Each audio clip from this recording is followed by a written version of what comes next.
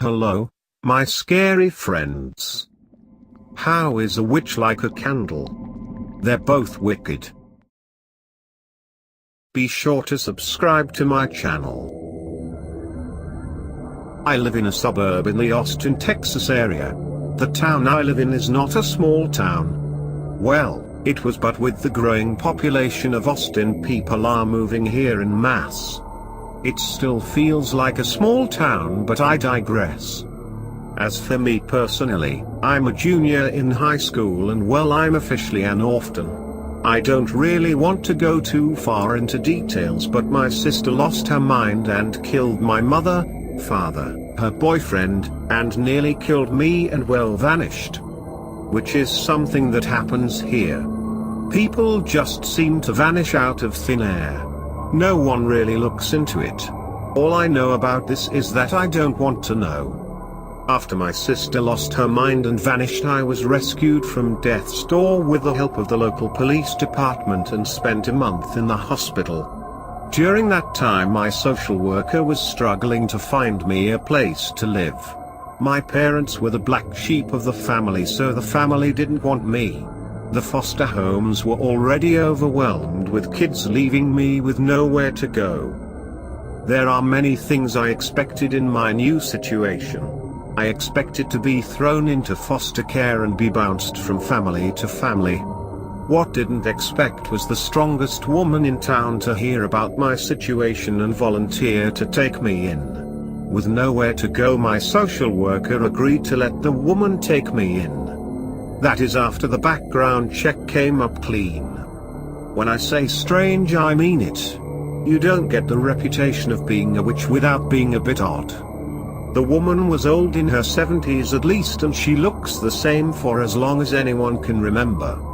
There are several people who are in their 80s claiming she hasn't aged a day since they were kids. Though I think they're just pulling my leg here. People just don't live that long. There's the fact that anyone who wrongs her tends to be either killed via freak accidents or are crippled for life. She wiped out the local homeowners association after they wouldn't leave her alone by putting a curse on them, as according to gossip around town. But the most unusual thing is the creatures that come and go from her house. I've seen them myself, but I'll tell you guys that story another time. There's probably more things she's apparently done, but this is all I can remember at the moment. So with all that in mind, you only imagine the things going through my mind as the social worker pulled up to her house. I've seen the house a million times over the years. My sister and her friends would try to trick me into stealing one of the odd statues on her porch. I never did, because of fuck that. As I walk up to the door, I start to notice how run down the old Victorian house looked. Witch or not, it must be difficult to take care of a house this big by yourself. At that moment I decided I was going to go in with an open mind. After all, she's the one who decided to take me in for whatever reason.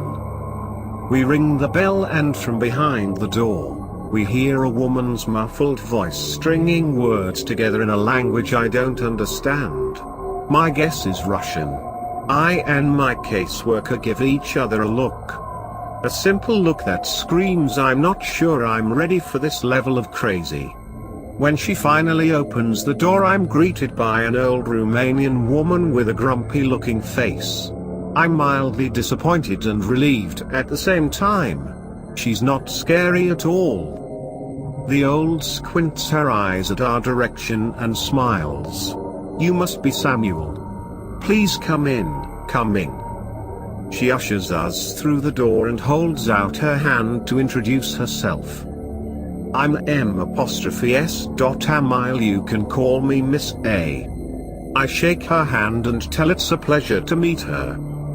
My caseworker tells us she has last-minute paperwork M''S. A has to sign, and M''S. A leads her to the other room, leaving me to stand around the living room. The inside of the house looked in much better shape than the outside. It almost felt welcoming. The two return to the living room a short while later, and my caseworker leaves. Now it's just me and M'(S.A). There's a brief awkward silence between the two of us. The old woman seems hesitant, but after a sigh, she breaks the silence. Look, I'm not good at these sort of things. She sits down on a nearby sofa and invites me to sit across from her. I accept the invitation and ask her, "What do you mean?" "I'm not good with people," she says, repositioning herself, showing me just how uncomfortable this is for her. I tell it's fine, but she stops me and shakes her head. That's not my point. What I'm trying to say is I know that you're going through a difficult time. I want you to know I've been in a situation where I had nowhere to go and was completely alone. She paused for a moment, her face reflecting on a painful distant memory. Look, this is your home now, just as it is mine. You are welcome here. It thanks her. I'm not really sure what to say, but this really humanized her for me. She's just an old lady, not some monster lurking in the dark. After another brief silence, she decides to show me to my room. On her way there, she sets some ground rules.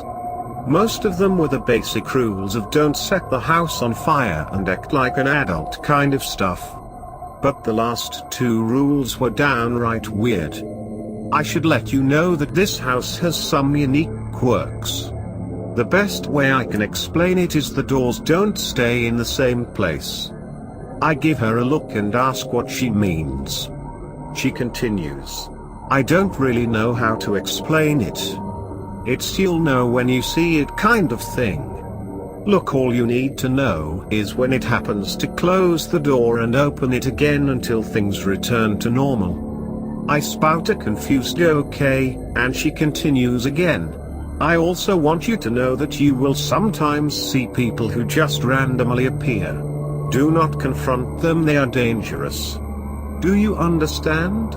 I nod my head and we enter my room. It's an average-sized room with a full-sized bed and a dresser. Well, here you are. I'm going to head to bed. I will see you in the morning. With that, she leaves and I begin to unpack my things. All the while thinking about how wrong everyone is about this woman. I felt ashamed to have felt the same way just hours ago. I had another box downstairs and went to retrieve it.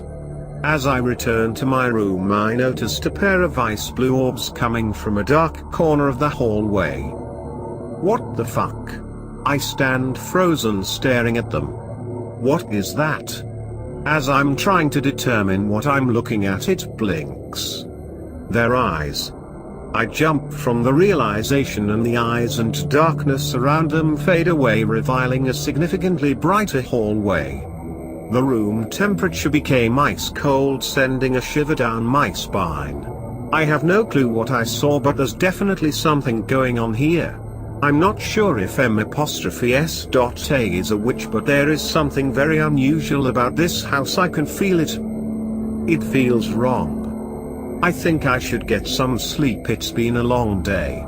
I'll keep you guys updated if anything else happens.